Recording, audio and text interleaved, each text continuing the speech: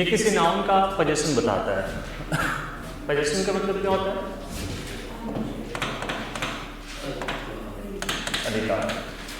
और अधिकार का मतलब होता है, उसके साथ क्या मीनिंग आएगी? का के की। ये सब बताया था नहीं बताया था? इसे बता दिया था। डिफरेंस नहीं बताया था ना? क्या क्या यूज होता है? Use of apostrophe S, second use of S apostrophe, तीसरा यूज ऑफ पैटर्न। चलो चौथा भी लिख देता हूँ, वैसे यूज होता है use of compound noun.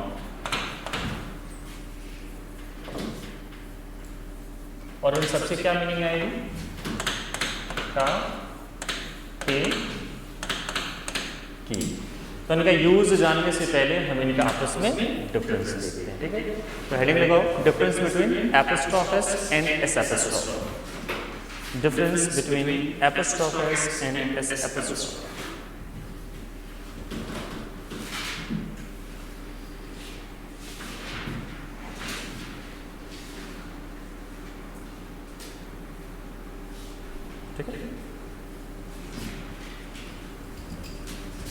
First note,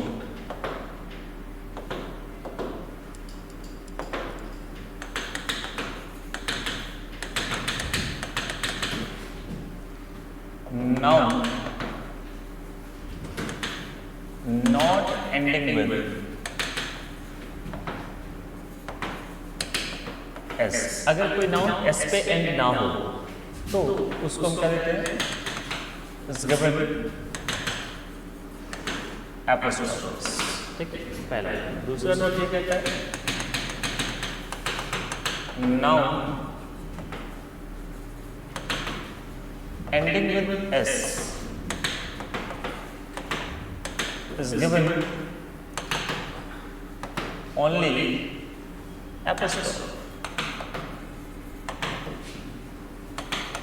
means कहने का मतलब ये है कि कोई भी वर्ड अगर उसको आपको काकई का सेंस देना है तो सबसे पहले आप ये डिसाइड करो कि उस वर्ड का लास्ट का लेटर क्या है। दो ही बातें हो सकती है, या तो एस हो या तो एस नहीं।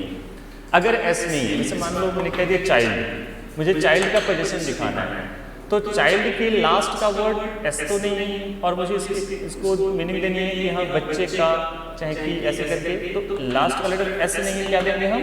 एपोस्ट्रोफ। तो इसकी मीनिंग क्या आ रही है? एक बच्चे का, चाहे एक बच्चे की, जो भी। लेकिन अगर मुझे कहना है बच्चों का, तो पहले बच्चों की इंग्लिश क्या लिखूंगा मैं? चिल्ड्रन, ये होता है। इसमें देखना लास्ट में एस आया नहीं आया, तो अगर लास्ट में ऐसा नहीं है तो क्या देना होगा?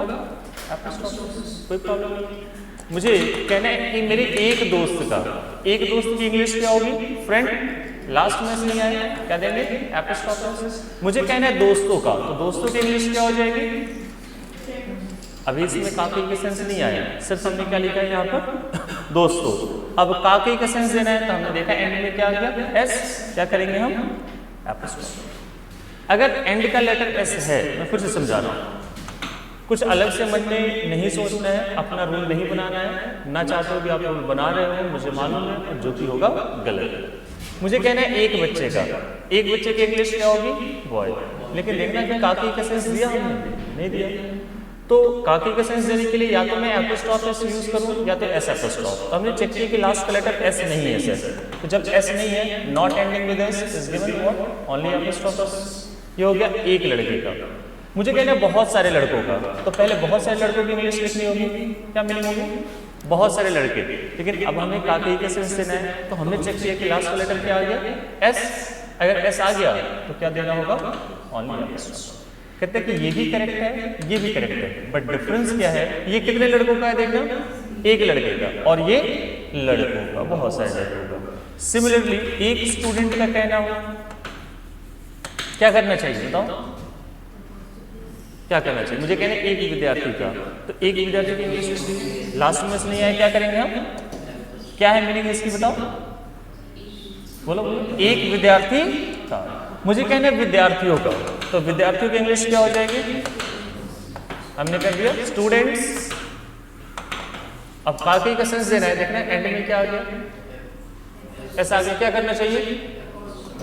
ये भी करेक्ट हो गया, दोनों करेक्ट है, बट दोनों की मीनिंग में डिफरेंस है, ये एक विद्यार्थी का और ये विद्यार्थी का। अब सिमिलरली आंसर करते जाओ, मुझे कहना है एक आदमी का, एक आदमी के इंग्लिश मैन, एंड में ऐसा आया, क्या करना चाहिए, करेक्ट। मुझे कहना है आदमियों का, आदमियों की इंग्लिश क्या होगी, एंड में ऐसा आया, क्या करना चाहिए, वेरी गुड। मुझे कहना है एक औरत का, क्या करेंगे हम बताओ, एपोस्ट्रोफ। औरतों का, वुमेन, ऐसा आया, बस एंड का लेटर हमें चेक करना है। अब देखो इस बेसिस पर क्या क्या क्वेश्चन पूछे गए हैं।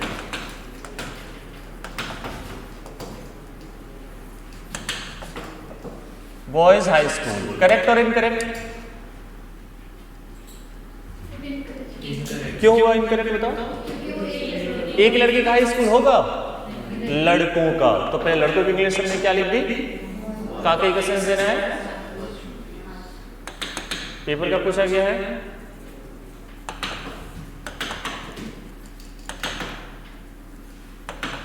टीचर्स ट्रेनिंग सेंटर, करेक्ट और इनकरेक्ट, एक टीचर का होगा, टीचर्स ट्रेनिंग सेंटर। आप लोग क्या सेलिब्रेट करते हैं, टीचर्स डे, करेक्ट और इनकरेक्ट, एक टीचर का डे होगा, क्या हो जाएगा ये, टीचर्स।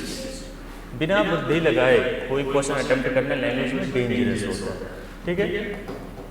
तो जब मैंने ऐसे लिखा, बच्चों ने कहा तो फिर तो ये भी होना चाहिए, करेक्ट और इनकरेक्ट,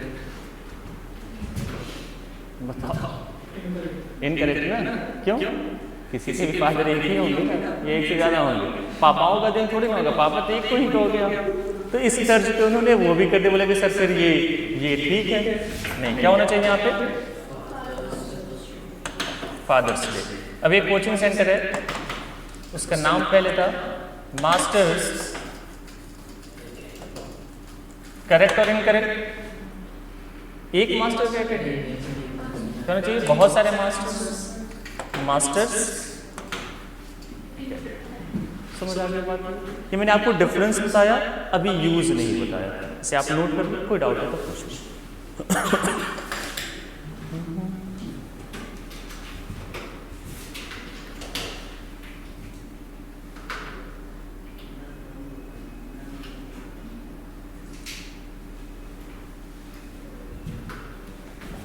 लिख लिया तो बता दो, लिख लिया सब,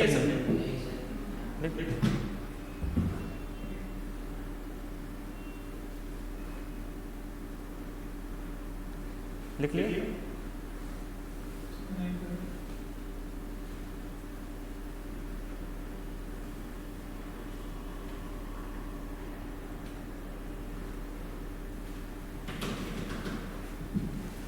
एपोस्ट्रोफ कैसे नाम पड़ा,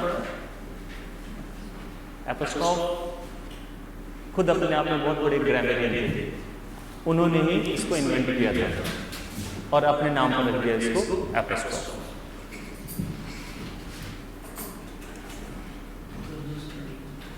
ओके,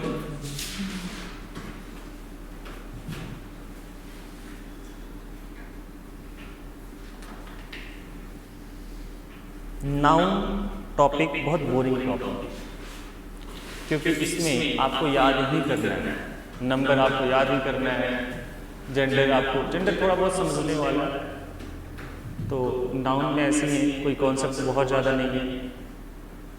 असली ग्रामर से पाला पड़ता है प्रोनाउंस से। अगर आपको यहाँ नाउन यहाँ तक अगर आपको डिफिकल्ट लग रहा है तो आगे बहुत वास्ट लगने वाला है, क्योंकि प्रोनाउन में आपको याद नहीं करना है, प्रोनाउन में समझना ही सबसे मेन है। और वैसे भी प्रोनाउन को पूरी इंग्लिश का बैकबोन कहा जाता है, रीढ़ की हड्डी।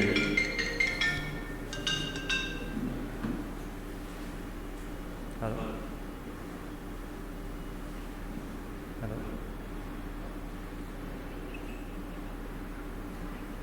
यस यस,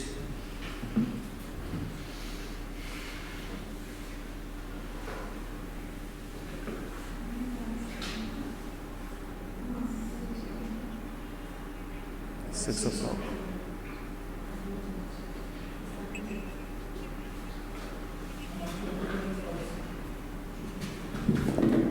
चलिए आगे,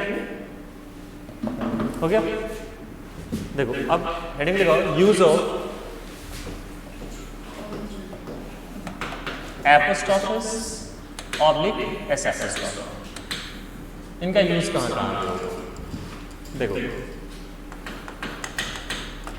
विद और लिविंग थिंग के साथ कर सकते हो, कोई टाइम हो उसके साथ कर सकते हो, कोई मेजरमेंट हो उसके साथ कर सकते हो, किसी कंट्री के साथ कर सकते हो, and organisation.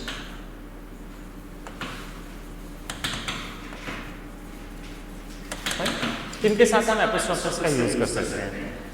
Non living thing के साथ जनरल नहीं होता है।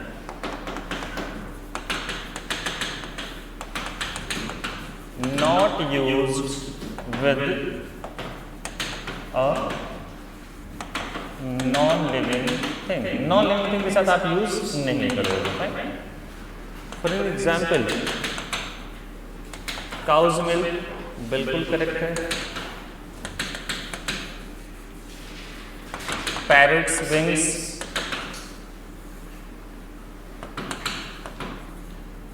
रोहन्स फादर,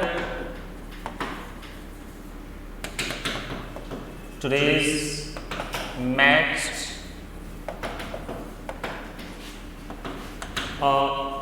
टन्स वेट, सारे से। क्यों? क्योंकि इसमें कहीं ना कहीं टाइम भी है, मेजरमेंट भी है। आप इसे लिख सकते हो, इंडियाज प्रॉब्लम, भारत की समस्या, ये भी हम कर सकते हैं। तो कंट्री हो, कोई मेजरमेंट हो, टाइम हो, इनके साथ हम इजीली कर सकते हैं। कब करेंगे? जब जरूरत हो काके की। जब ये सेंस आपको देना है तब आप इजीली कर सकते हो। नॉन लिविंग थिंग के साथ यूज नहीं करना है। अक्सर पेपर में ये देखने को मिला है, ऐसे क्वेश्चंस देते हैं। चेयर्स लेग, गलत। टेबल्स लेग, गलत। कोर्ट्स वॉल, गलत। बिल्डिंग्स रूफ, सारी गलत। क्यों? क्योंकि नॉन लिविंग थिंग के साथ हम अलाउड नहीं है। फाइन, नोट करो, नोट करो।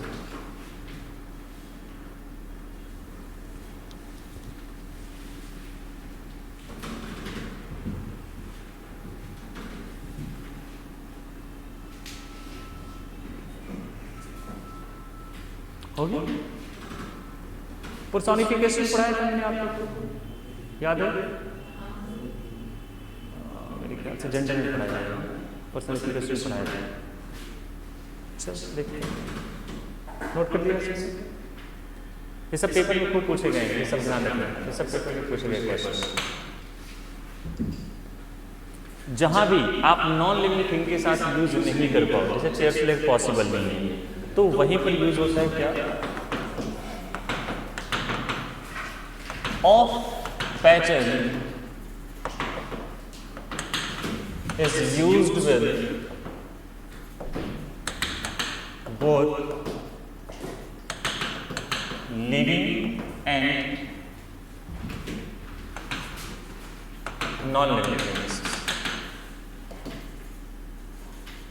आप ऑफ का यूज कर सकते हो किसी के भी साथ, इसमें कोई लिमिटेशन नहीं है, कोई रिस्ट्रिक्शंस नहीं है इसमें। जैसे बिल्डिंग्स रूफ अगर वो गलत था तो उसको कैसे करेक्ट करेंगे हम? रूफ ऑफ बिल्डिंग, कोई प्रॉब्लम नहीं है। आप ये कर सकते हो वॉल ऑफ कोर्ट, बिल्कुल ठीक है। Leg of chair, leg of table, ये सारे से इसमें कोई पंगा नहीं। आप चाहो तो ये भी लिख सकते हो, फादर ऑफ रोहन, ये भी ठीक है। तो ऑफ का यूज अगर मैं दोनों के साथ कर सकता हूँ, समझने वाली बात ये है कि यहाँ पर आपने कहा कि सर लिविंग के साथ हम कर सकते हैं, लेकिन सर लिविंग के साथ एपोस्ट्रोफिस भी आता है, तो सर हम कब ऑफ का यूज करें? जैसे मेरा क्वेश्चन ये है कि सर मैं ये लिख सकता हूँ कि नहीं, रोहन्स फादर, यानी कि दोनों ही करेक्ट है, ठीक है। तो सर कब कौन सी सिचुएशन में मुझे ये यूज करना चाहिए और कब मुझे ये यूज करना चाहिए? क्योंकि अगर जब दोनों की मीनिंग सेम है तो हमें कैसे पता चले कब मैं ऑफ का यूज करूं लिविंग के साथ या फिर कब मैं यूज करूं एपोस्ट्रोफिस लिविंग के साथ? एक बड़ा कंसर्न है। अब इसके बहुत सारे पॉइंट है, एक पॉइंट मैं आपको बता रहा हूँ, दूसरा पॉइंट आपको समझ आएगा रिलेटिव प्रोनाउन है। रिलेटिव प्रोनाउन में काफी इंपॉर्टेंट क्वेश्चन यहाँ से बनता है। फिलहाल आप एक पॉइंट समझिए, एक फिर से मैं नोट लिख रहा हूँ।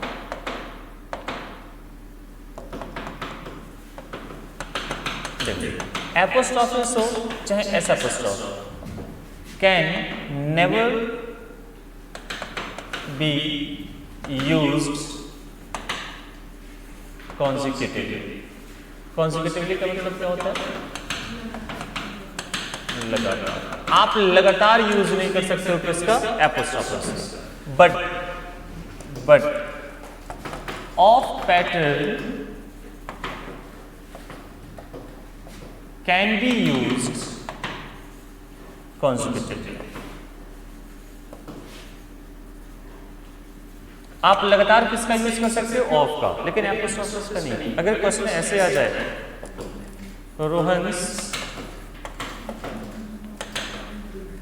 फ्रेंड्स फादर, जी बताएंगे सही है या गलत है? रोहन्स फ्रेंड्स फादर गलत। कितनी बार हमने कर दिया? लगातार 2 बार। यहाँ पर इसको करेक्ट करने के 2 तरीके हैं। या तो मैं लिखूँ यहाँ पर father of friend of Rohan, या तो मैं ये लिखूँ, या फिर फादर ऑफ रोहन्स फ्रेंड। दोनों इक्वली करेक्ट है, कोई प्रॉब्लम नहीं। तो बात समझ आ गई कि कहाँ पे हम ऑफ पैटर्न का यूज करेंगे और कहाँ पर हम एपोस्ट्रोफिस का। जहाँ पर इसके साथ अगर प्रॉब्लम हो, क्योंकि रिस्ट्रिक्शन सबसे ज्यादा किसके साथ है? एपोस्ट्रोफिस के साथ। ऑफ के साथ कोई प्रॉब्लम नहीं है, आप जहाँ भी जैसे मर्जी यूज करना चाहो यूज कर सकते हो। तो जहाँ पर इसके साथ प्रॉब्लम है वहाँ पर ऑफ, ठीक ठीक, नोट करो।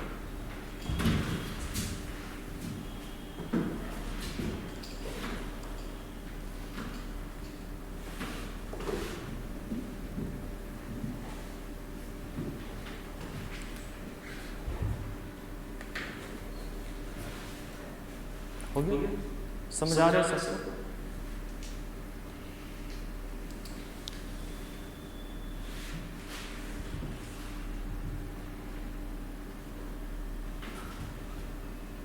आपका सिलेबस बहुत ज़्यादा रहता है ना अभी इंग्लिश में, सिलेबस बहुत ज़्यादा रहता है। नए बच्चे तो आपका भी ज़्यादा रहता है, आपका 2 लोगों का।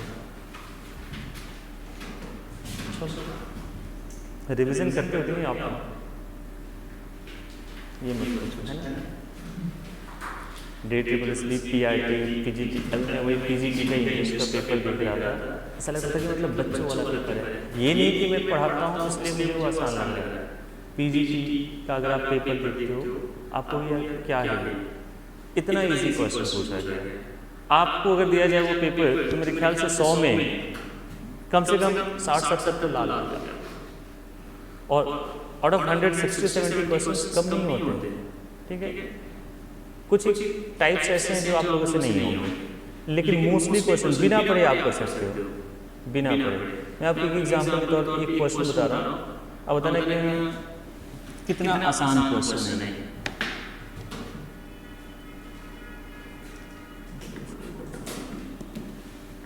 एक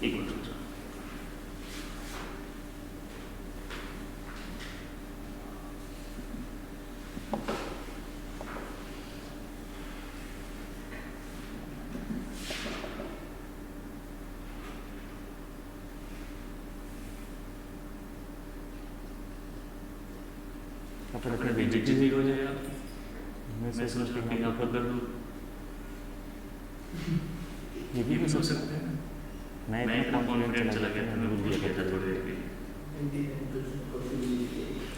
he blank in this house for 20 years. He blank in this house for 20 years. Since 20 years. Correction blank है. He blank in this house for 20 years. अब ऑप्शन सुनो. Living, has lived, has had lived और has been living. आसान है, ये तो कर सकते हो आराम से आप लोग. मुश्किल है, इजी है. और देंगे if I blank wealthy,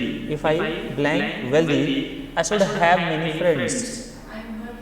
If I blank healthy, I should have many friends. पहला option would be healthy. If I were healthy, if I should be healthy, before I had been healthy. healthy कह रहा हूँ, wealthy क्या होना चाहिए? मुश्किल है. ये PGT है. आप PRT का PGT है और वो भी किसका? KVS का, जो कि थोड़ा सा टफ माना जाता है. तो इतने आसान क्वेश्चन है. This torch blank 3 batteries. This torch blank है 3 batteries. Is holding, holds, holded. This torch blank है 3 batteries. पहला ऑप्शन है this torch is holding, this torch holds और this torch hold और this torch holded. holded word ही लेते हैं. hold की सेकंड थर्ड फॉर्म क्या होती है? held. तो मुश्किल तो नहीं है, आप लोग कर सकते हो. बस क्या चाहिए? रिवीजन. आप जितना रिवाइज करोगे उतना कंफर्टेबल रहोगे और रिवाइज नहीं कर रहे हो उतना ही अनकंफर्टेबल रहोगे. चलो देखते हैं पर्सोनिफिकेशन. पर्सोनिफिकेशन का मतलब तो आपको पता है ना, पढ़ा तो लिया है. एपिस्ट्रोफिस और S apostrophe can be used with और personified थिंग. पर्सोनिफाइड थिंग के साथ आप इजीली कर सकते हो, कोई प्रॉब्लम नहीं है. I mean, आपको पहले चेक करना होगा कि जिसके साथ एपिस्ट्रोफिस का यूज हुआ है वो पर्सोनिफाइड है भी या नहीं है, क्योंकि पर्सोनिफाइड में क्या होता है कि नॉन लिविंग को लिविंग की जैसे ट्रीट करना है. एक एग्जांपल दे. Quotes wall. पहले आप चेक करो कोट यहाँ पर पर्सोनिफाइड है क्या? व्यक्ति के जैसे किसी पर्सन के जैसे ट्रीट किया गया? नहीं, गलत होगा. लेकिन वही अगर मैं आपसे ये कहूँ कोट्स ऑर्डर. अब देखो ऑर्डर देना किसका काम होता है? लिविंग या नॉन लिविंग? इसका मतलब कि हमने कोर्ट को पर्सोनिफाई कर दिया. क्या बिल्डिंग आदेश कर रही है? नहीं, उस कोर्ट में बैठे हुए जज का आदेश है, यानी कि ये क्या हो गया? पर्सोनिफाइड हो गया. यहां पर नहीं करें. सिमिलरली बुक्स पेज पर्सोनिफाइड है, किसी भी एंगल से नहीं लग रहा है. लेकिन अगर ये कहा जाए बुक्स व्यू, व्यू किसका होता है? लिविंग का. मतलब बुक का व्यू नहीं है, बुक के ऑथर का व्यू, उसके राइटर का व्यू है. पर्सोनिफाइड है, यहाँ पर बिल्कुल करेक्ट है. इसलिए मैंने एक वर्ड लिखा था, आपने ध्यान दिया होगा. एक एक वर्ड मैं बहुत ध्यान से लिखता हूँ. क्या लिखा है? देखो, not used with a non living thing, apostrophes. मैंने लिखा ना, मैंने ये वर्ड नहीं लिखा है कि नेवर यूज्ड. अगर मैं नेवर में लिखा वो गलत हो जाएगा. कह रहे कि आप कर सकते हो, लेकिन कंडीशन क्या रिक्वायर्ड है कि वो क्या होना चाहिए? पर्सोनिफाइड होना चाहिए. ठीक है, नोट कर लिया होगा. नोट करने में काफी माहिर हैं आप. बच्चे बोलते हैं सर उतार रहे हैं. क्यों उतारोगे? और अगले दिन आके पढ़ाना. बोलते थे क्लास में कि मैडम उतार लें. क्या उतारोगे आप? ये बोर्ड लेके जाओगे? उतार लें. उतारा मत, देख के लिखिए.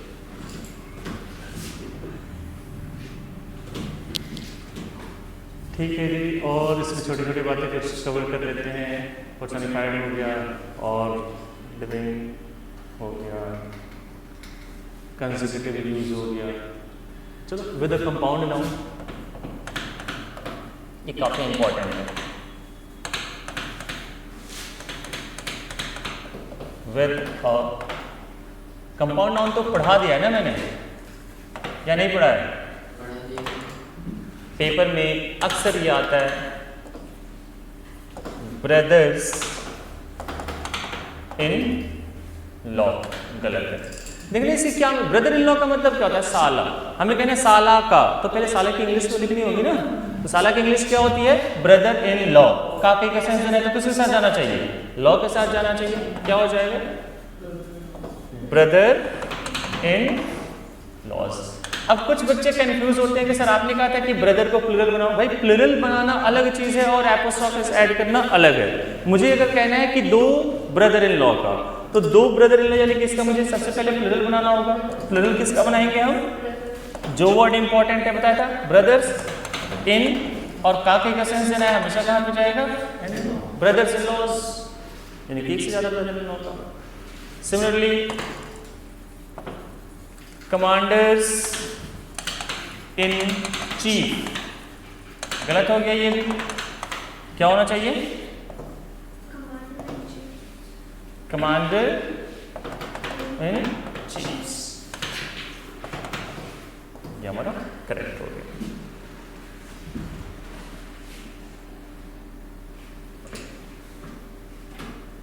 आर्टिकल क्या क्या होते हैं? कौन कौन से होते हैं आर्टिकल? मतलब ये बताओ टोटल कितने हैं? 3। कौन कौन से? A and, very good. और पजेसिव नाउन कौन सा होता है? कैसे पता करो, मतलब आइडेंटिफिकेशन क्या है? जब आप किसी नाउन के साथ एपोस्ट्रोफिस ऐड करते हो, उसी को हम कहते हैं कि वो नाउन, सॉरी पजेसिव नाउन। ठीक है, अच्छा पजेसिव प्रोनाउन कौन सा होता है?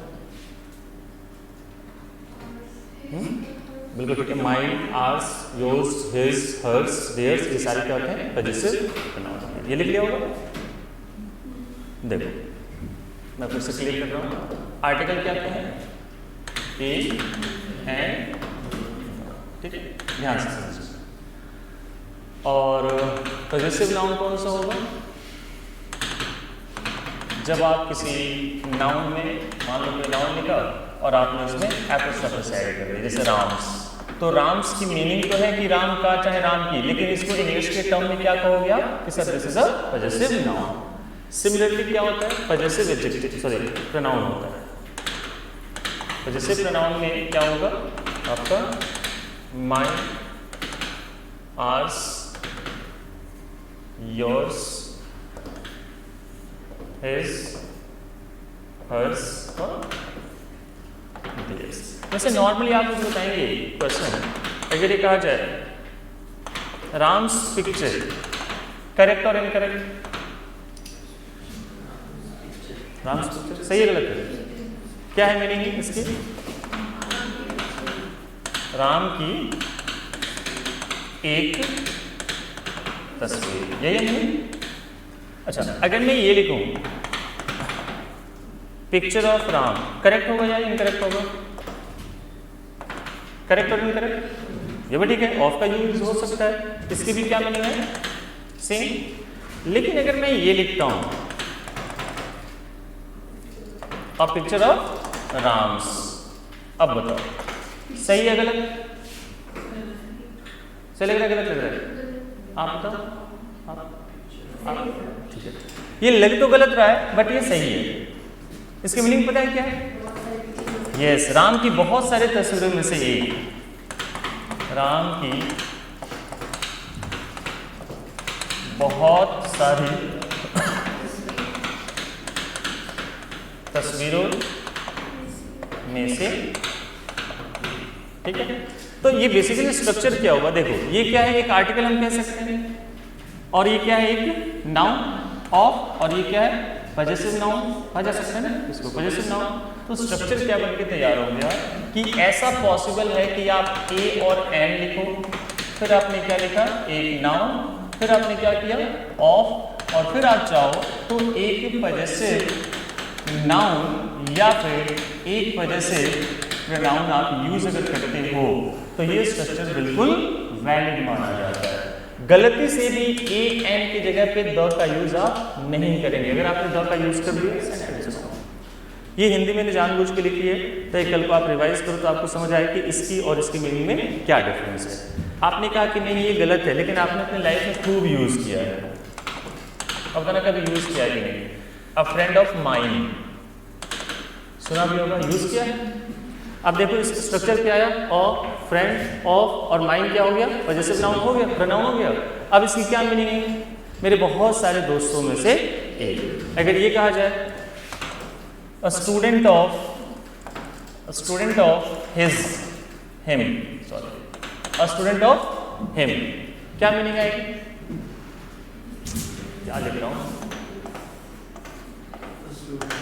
a student of his, बोलने में थोड़ा अजीब लग रहा है ना, देखना मीनिंग क्या है, उसके बहुत सारे विद्यार्थियों में से यूज किया जा सकता है। आप कह सकते हो और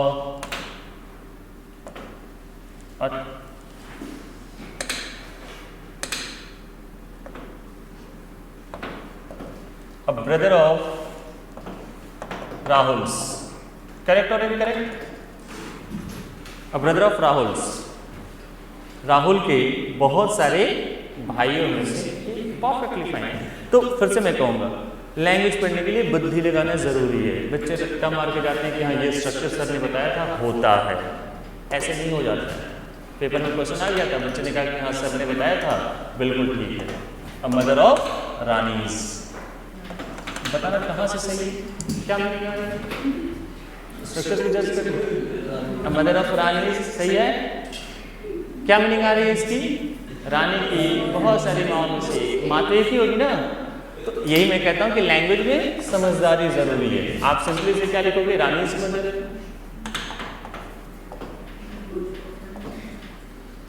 इसलिए मैं कहता हूँ कि आप लैंग्वेज पढ़ रहे हो तो सोच करके उसकी पहले मीनिंग निकालो, तब जाकर के आप उसे वैलिडेट करो, ठीक है, नोट करो।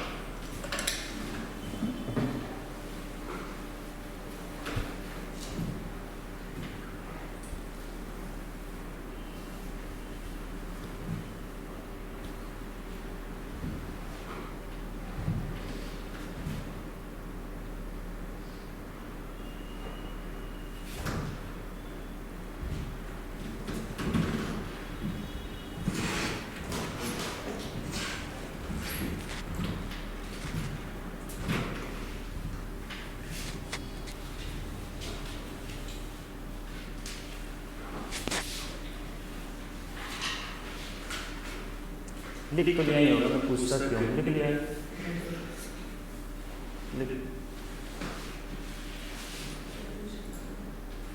नहीं आपको लिखने में काफी आगे।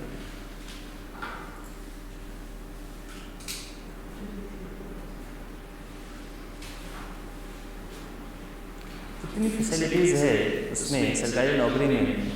अभी आपने सुना होगा कि मैं किसी को कांग्रेस बोल रहा था स्टूडेंट को, तो उसने उसकी ज्वाइनिंग थी गुवाहाटी में, जो एक्साइज प्लस कस्टम्स में इंस्पेक्टर की पोस्ट ज्वाइन कर रही। बोला कि सर आज ज्वाइन की, कल से छुट्टी 27 तारीख, मतलब 4 तारीख से 27 तारीख तक तो उसको छुट्टी नहीं मिली। अब आज गया, दिल्ली का रहने वाला है, आज गया सुबह ज्वाइन की, कल फ्लाइट से वापस आ रहा है, बोले कि सैलरी आई से बननी शुरू। कम से कम अगर ईमानदारी से कमाएगा, अगर बेईमानी नहीं करता, सिर्फ उस सैलरी की बात की जाए तो सारी एमिनिटीज़ के अलावा 80-85 या 90 के आसपास उसको सैलरी मिलेगी। और घर पे मान लो कल 4 तारीख है ना, 23 दिन की छुट्टी, 23 दिन तो लोग काम करने जाते हैं महीने में, और है अच्छा लगा, चलो ठीक है। और सबसे अच्छी जगह गया कहाँ, गुवाहाटी। वहाँ उसकी लाइफ दिल्ली से तो बढ़ी जाएगी 10 साल। नोट कर लो इसको। और थोड़ी सी बेईमानी अगर कर देगा तो फिर तो समझो कि 1 साल में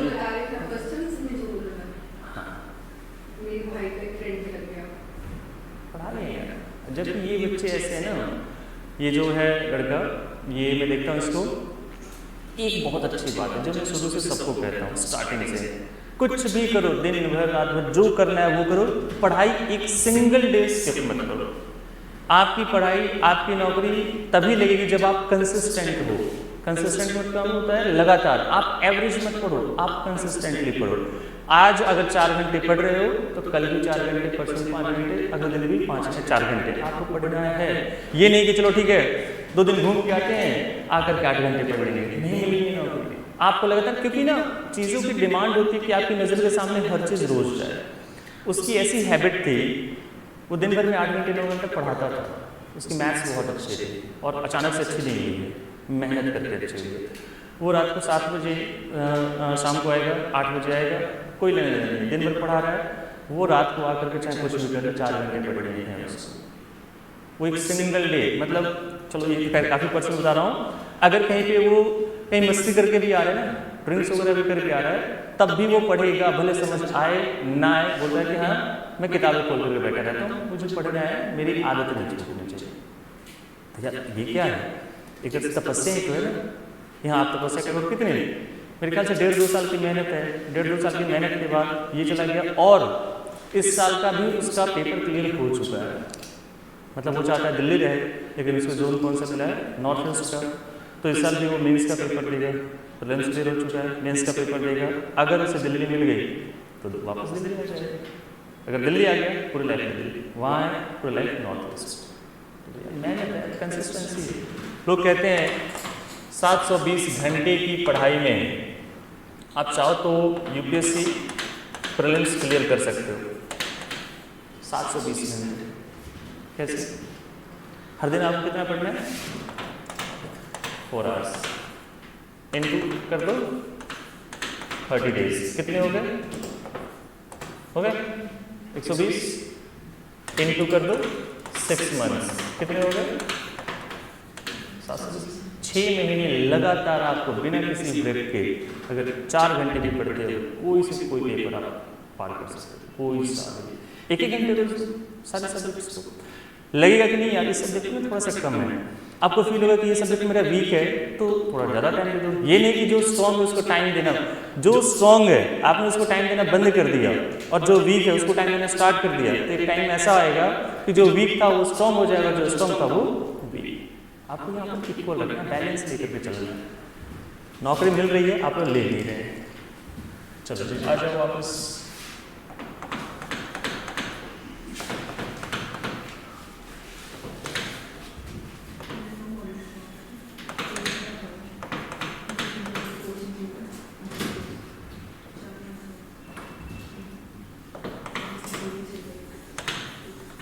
और सबसे अच्छी बात पता है क्या है?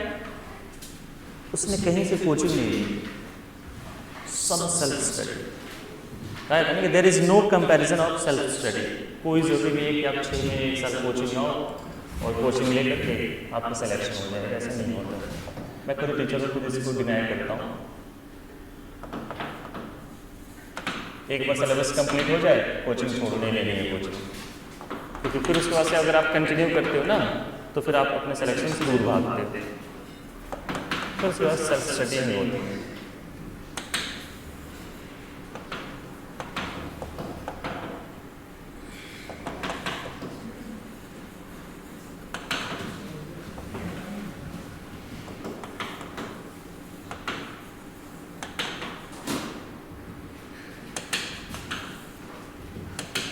देखो मैंने ये कहा कि कोई भी 2 नाउन जब आप उसे एंड से कनेक्ट कर, सुन लो अब लिखने लगा ध्यान दो, कोई भी 2 नाउन अगर एंड से कनेक्टेड हो और ये दोनों लोग मिलकर के किसी चीज को पॉजिटिव करें, आई मीन कि इस पर इसका और इसका दोनों का हक है, तो एपोस्ट्रोफी कहाँ पे दोगे? बाद वाले के साथ। और आपको लगता है कि नहीं यार ये दोनों का अलग अलग हक है, तो वहाँ पर क्या दोगे आप?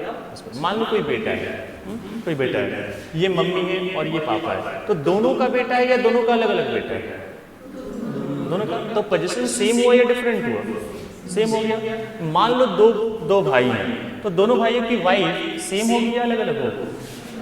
अलग अलग होगी, तो एपोस्ट्रोफी दोनों के साथ। हाँ समझ आ जाए। मैं आपको एग्जाम्पल दे रहा हूँ। अगर ये कहा जाए सीता एंड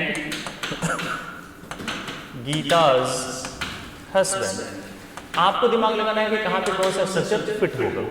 क्या मीनिंग आ रही है इसकी? देखिए सीता और गीता के हस्बैंड एक लकी मैन है, पॉसिबल है, लकी मैन ही होगा ना। तो ये मीनिंग क्या सही आ रही है गलत आ रही है? गलत आ रही है। यहाँ पर हमें कौन सा लेना चाहिए? क्या होगा बताओ यहाँ पर? सीताज एंड गीताज एक हस्बैंड या एक से ज्यादा हस्बैंड्स हो जाएगा ना। फिर यहाँ पर हमें वही है ना कि अपना इंटेलेक्ट लगाना होगा कि ये नहीं कि हाँ अच्छा बाद वाले के साथ है तो मान लेना है कि पोजीशन सेम है, ये नहीं करना है। आपको डिसाइड करना है कि दोनों सेम हो भी सकते हैं या नहीं हो सकते, दोनों अलग होंगे या नहीं होंगे। जैसे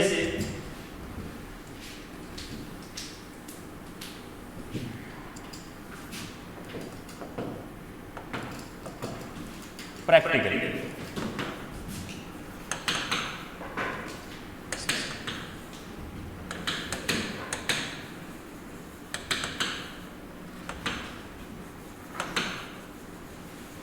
सनी देओल एंड बॉबी देओल्स मदर्स, सनी देओल और बॉबी देओल की मदर सेम ही है या अलग अलग है? सेम है, तो पोजीशन यानी कि सेम हो गया। तो सेम में मैंने क्या बताया कि किसके साथ देना होगा? एंड वाले के साथ। इसमें हमने क्या कर दिया? दोनों के साथ। करेक्ट और इनकरेक्ट क्या करना चाहिए हमें? और मदर्स या फिर एक क्या हो जाएगा यहाँ पर? Maya's and Veena's joint account. अब देखो जब जॉइंट अकाउंट है तो दोनों का पोजीशन सेम होगा या डिफरेंट होगा? सेम में मैंने क्या सिखाया आप लोग को? करेक्ट और इनकरेक्ट?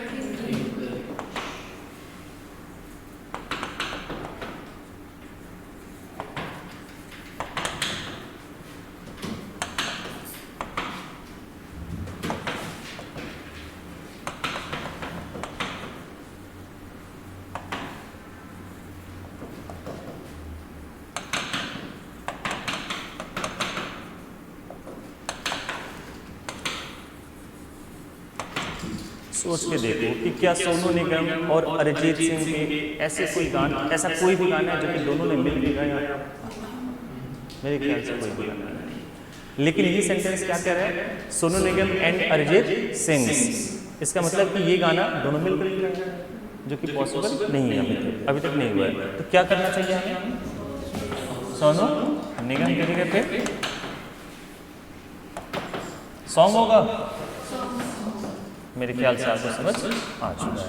अब आप नोट कर सकते हैं। देखो कुछ ऐसे मूर्ख बच्चे होते हैं, समझना बात है। मैंने कहा कि हाँ सोनू निगम सोना चाहिए, वो ये भी काटेंगे और फिर लिखेंगे नहीं। ऐसे ऐसे बच्चे हैं करते हैं, मैंने देखा है कॉपी।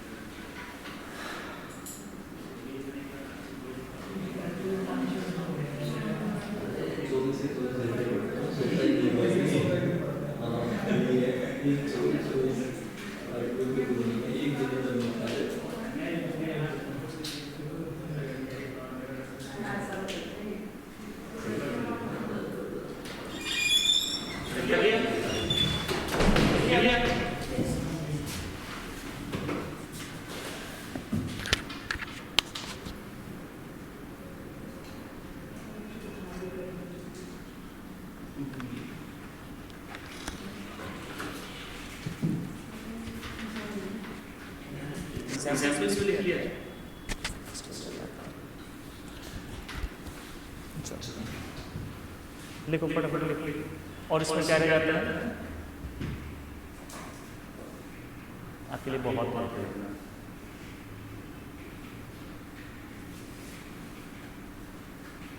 चलो एक पॉइंट और बता देते हैं, इसके बाद कंप्लीट हो जाएगा। हो गया? लिख लो आराम से लिख लो।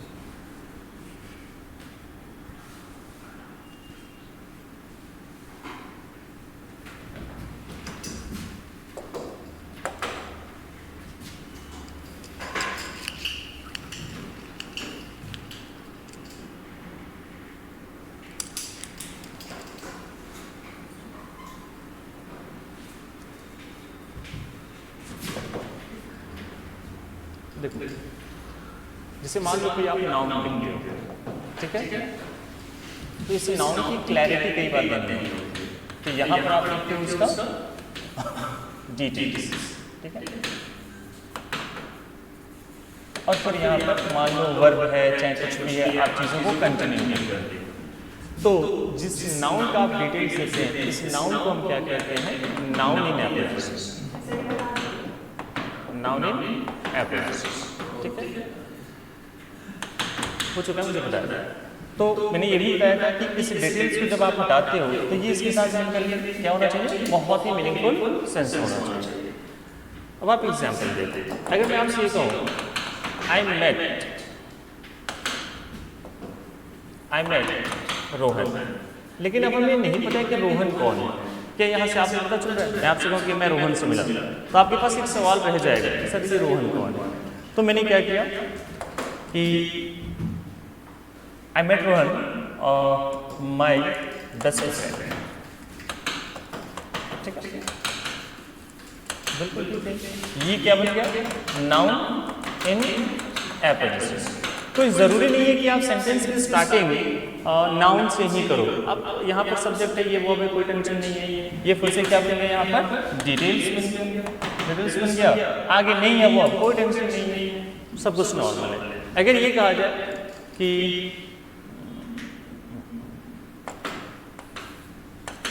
दिस इज रोहन्स पिक्चर, बिल्कुल ठीक है, रोहन की तस्वीर। लेकिन अब मुझे ये नहीं समझ आ रहा है कि रोहन कौन है, तो मैंने क्या किया? रोहन का डिटेल्स, दिस इज रोहन, और रोहन कौन है? माय बेस्ट फ्रेंड, और फिर हमने क्या कर दिया? पिक्चर। मैंने आपको क्या सिखाया? अब यहाँ पर नाउन इन एप्लीकेशन क्या बना? अच्छा, डिटेल्स क्या है यहाँ पे बताओ? My best friend. और मैंने ये भी कहा कि जब आप डिटेल्स हटाते हो तो सेंटेंस मीनिंगफुल होना चाहिए। आप डिटेल्स हटा कर पढ़ने क्या मीनिंग आ रही है? दिस इज रोहन, करेक्ट और इनकरेक्ट? इनकरेक्ट। किस चीज़ की कमी महसूस हो रही है? किसको जरूरत पड़ रही है? और रोहन कौन है? इसका मतलब हम टेक्निकली क्या बोल सकते हैं कि नाउन इन एप्लीकेशन को जरूरत है किस चीज़ की? एपोस्ट्रोफ। ये भूल के लिए आपको गलती नहीं करनी है, मैं नोट लिख रहा हूँ क्या कि एपोस्ट्रोफ या S apostrophe is never used with noun in application. भूल के लिए आप यूज नहीं करेंगे। तो सर किसके साथ करेंगे? rather it is used with the important word in the details of noun in application। कहने का मतलब क्या है कि अगर जरूरत हो नाउन इन एप्लीकेशन को एपोस्ट्रोफ देने की, नहीं देंगे तो किसको देंगे? तो कह रहे हैं कि इसका जो डिटेल्स है, इस डिटेल्स में जो सबसे इंपॉर्टेंट वर्ड है उसके साथ देंगे। अब देख रहे हैं इसके डिटेल्स में सबसे इंपॉर्टेंट वर्ड कौन सा है? फ्रेंड है ना। एक वर्ड अगर मैं फ्रेंड हटा दूं तो कुछ समझ आ रहा है? नहीं। तो इंपॉर्टेंट वर्ड कौन सा हो गया? फ्रेंड। इसके साथ क्या करेंगे हम? एपोस्ट्रोफ। अब जब आप इसके डिटेल्स में एपोस्ट्रोफिस यूज करते हो तब आप डिटेल्स हटाने के बाद मीनिंगफुल सेंस लेने की कोशिश मत करें। वो तब होता है जब आपने यहाँ पर डिटेल्स आपने पोजीशन नहीं दिखाया है। कंक्लूजन ये है कि नाउन इन एपोजिशन को कभी भी एपोस्ट्रोफिस नहीं देना है, इसके बदले हम किसको देंगे, इसके डिटेल्स में इंपॉर्टेंट वर्ड को, और जब इसके इंपॉर्टेंट वर्ड को अगर दे दिया हमने तब इसको हम हटाने की नहीं सोचेंगे। समझ आ गया? नोट करें।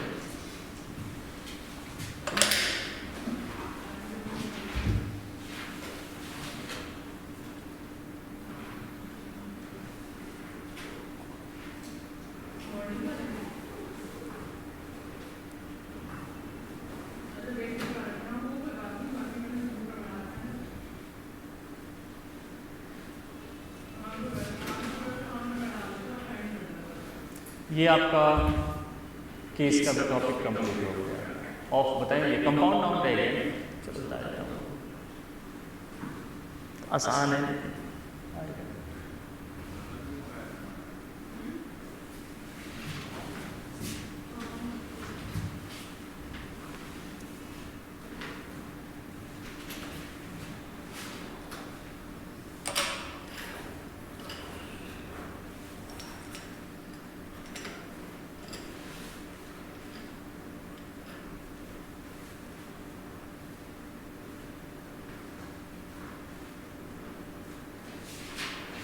6 साल तैयारी करने के बाद, मैंने आपको बात बताई, 6 साल तैयारी करने के बाद वो भी भूखा रह गए, कभी पैसे हैं कभी पैसे नहीं हैं, और ये भी था कि हाँ ट्यूशन पढ़ा लूँ, नहीं ट्यूशन नहीं पढ़ाना है, पढ़ाओगे कमाओगे आदत लग जाएगी, तो इरिटेट हो गया, लेकिन नहीं 6 साल हो गए, घर वाले भी थोड़े से इरिटेट हो गए।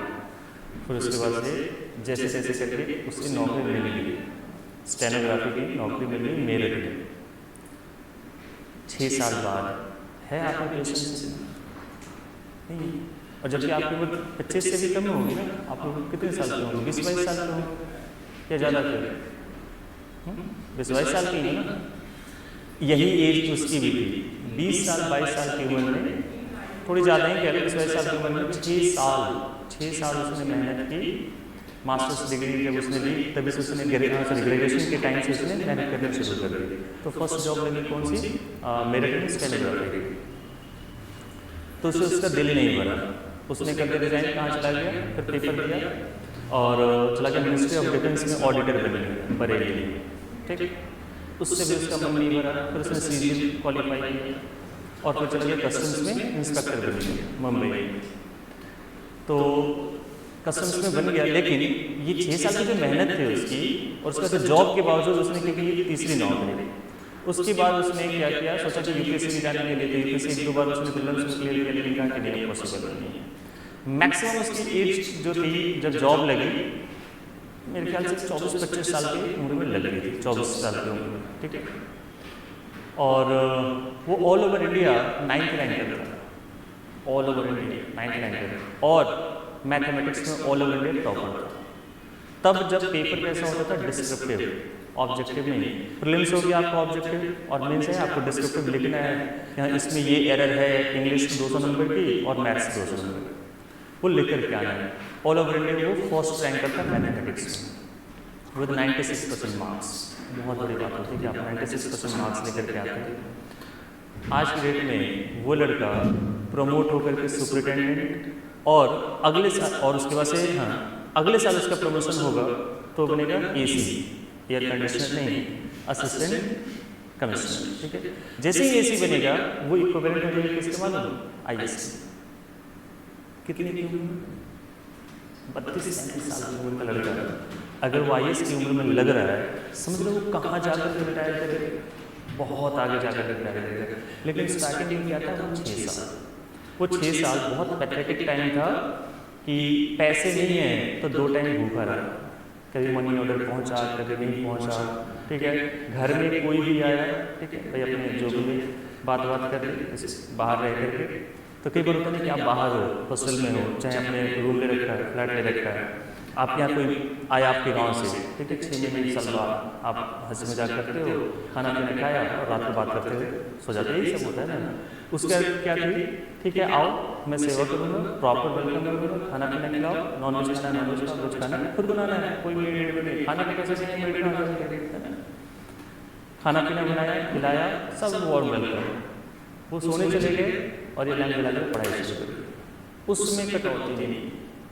तो वो सब चीज़ झेला और देखो आज कहाँ पे, बहुत बड़ी बात है कि हाँ अगर वो IAS के लेवल का आ गया है और पूरी मुंबई से कंट्रोल, क्योंकि सुपरिटेंडेंट अगर आप बन जाओगे तो उसमें क्या होता है कि पूरी मुंबई में एयरपोर्ट प्लस सी पोर्ट कुछ भी अगर इधर से उधर होगा तो पहले आपको इन्फॉर्म किया जाएगा, ठीक है। ये मेहनत है, जो बंदा भूखा रहा है ना उसको इसकी अहमियत है। और कंसिस्टेंसी नहीं है सब बेकार है। चलो वो क्या सुन लूँ मैं आपसे, मेहनत कर लो भाई, आज से सुनूंगा, आज सुनूंगा। इसके क्लास में दिखाएगा, चेक। ये कहानी मैंने सुनाई है अपने छोटे भाई की, ठीक है, इलाहाबाद में रह करके उसने ये तैयारी 6 साल 6 ईयर्स, बहुत मतलब कभी एक टाइम पे ऐसा भी होगा कि हाँ वो टूट के बोले भैया पापा आप तैयारी नहीं हुई है, लेकिन रहा सब कुछ।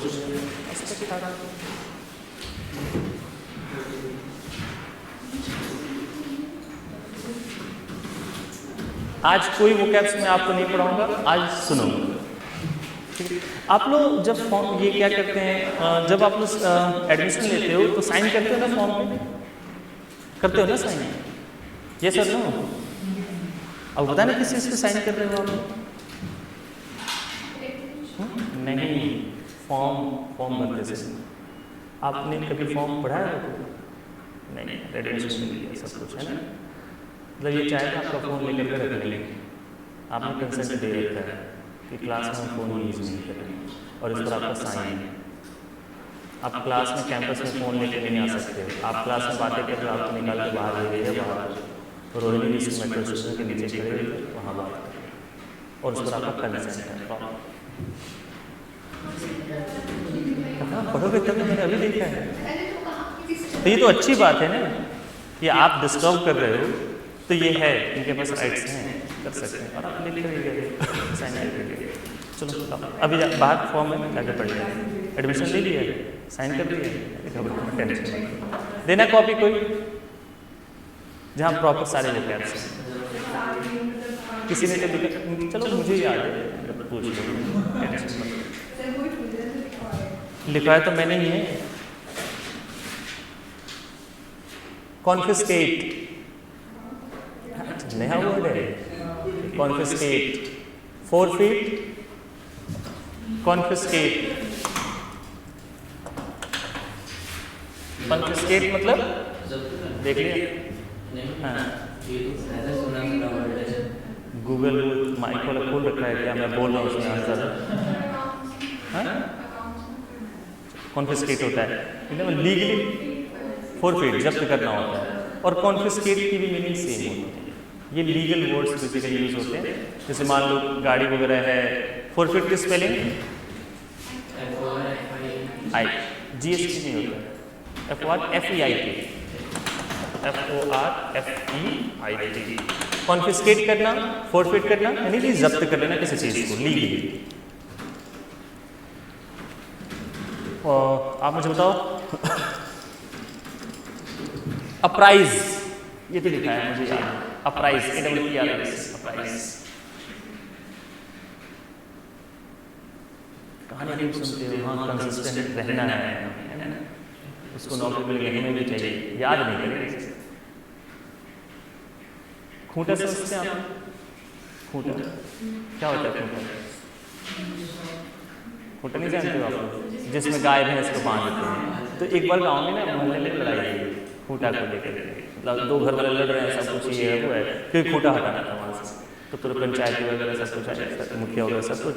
तो ये पंचायतें चली 4 घंटे थे। एंड में जिसका खूंटा था उसने कहा कि मुखिया जी मैं आपकी सारी बात मानता हूँ, लेकिन खूंटा नहीं दे। समझ रहे हो? वो मान कौन सी रहा है, और 4 घंटे पंचायत चली किसी बात की। तो वही हाल है आपका। सर समझ तो सब कुछ है, लेकिन हम याद नहीं करें। खूंटा वहीं रहेगा। हाँ, अपराइज का मतलब क्या होता है? अवगत कराना, बताया था, टू नोटिफाई, किसी को अवगत कराना।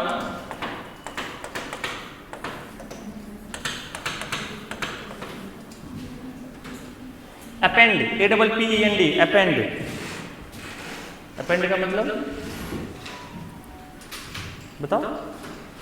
To add in a supplementary manner, supplement के तौर पर किसी चीज को ऐड करना, चाहे वो खाने पीने में हो या फिर इंफॉर्मेशन गैदर करने के लिए हो, कोई भी चीज। To add in a supplementary manner, supplement के तौर पे किसी चीज को ऐड करना, जोड़ना।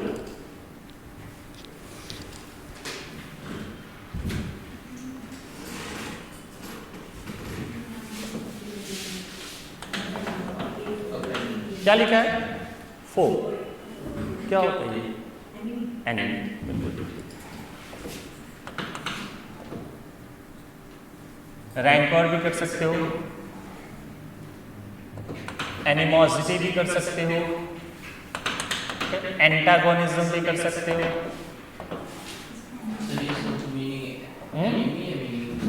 एनिमी, दुश्मन, दुश्मनी। ये गाय से क्या मतलब? देखो ये याद है, क्यों? क्योंकि इसमें इंटरेस्ट था। ये याद है, काफी पहले पढ़ाया था। इमैच्योर लव, इमैच्योर लव है ना, निब्बा निब्बी कह सकते हैं, निब्बा निब्बी।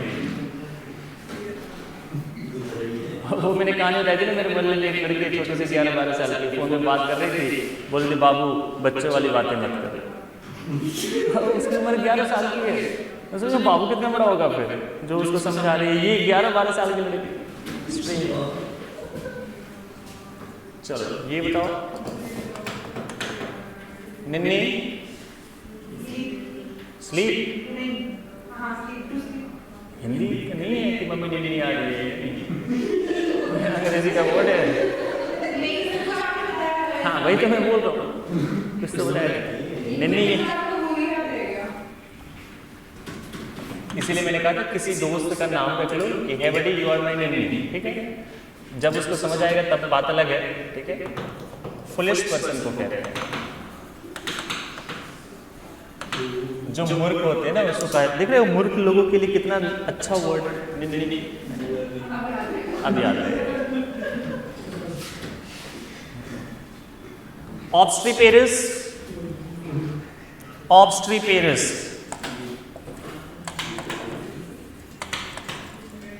ऑब्स्ट्रीपेरस, शोरगुल बहुत ज्यादा। ऑब्स्ट्रीपेरस, क्लैमरस, बॉइस्टेरस, डिस्कॉर्डेंट नॉइज, बहुत सारे वर्ड्स हैं।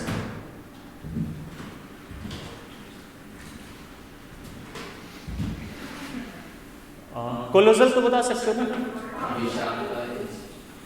और कॉन्स्पिक्यूअस,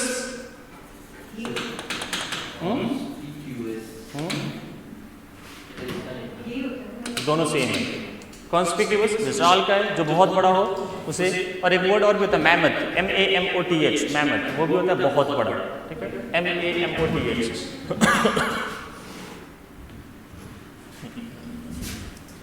रूमिनेट, रूमिनेट मतलब कॉन्सेंट्रेट, बहुत ज्यादा फोकस करना। रूमिनेट करना यानी कि कॉन्सेंट्रेट करना।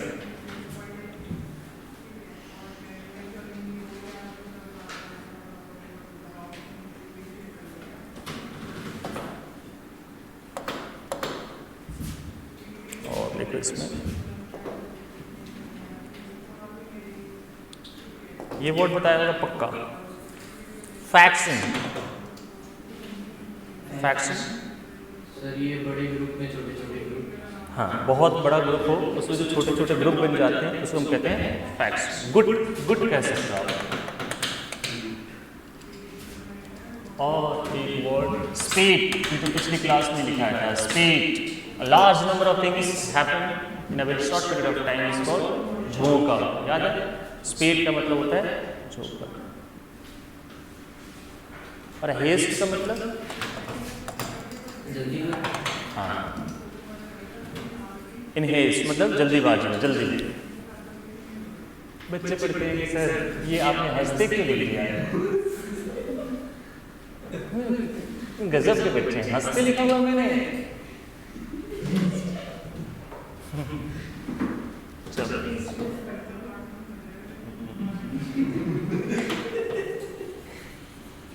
लैक्रिमोज, लैक्रिमोज, LACHRYMOS, लैक्रिमोज। लैक्रिमोज का मतलब होता है टीयरफुल, जो रोता धोता रहे। बताया था वर्ड लुगुब्रियस, याद करो, लुगुब्रियस, लैक्रिमोज, लेमन, टीयरफुल।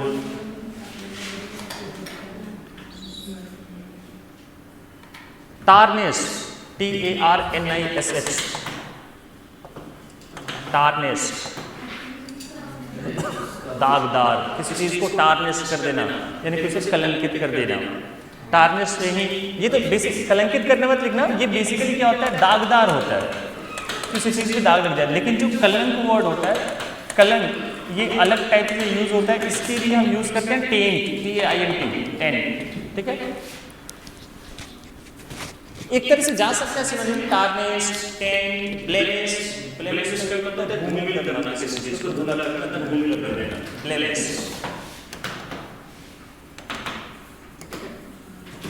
बढ़िया तो कर लो आप। दागदार, ब्लेमिश, BLEMISH, क्या मतलब है? भूमि में कर देना। मिले अगली क्लास।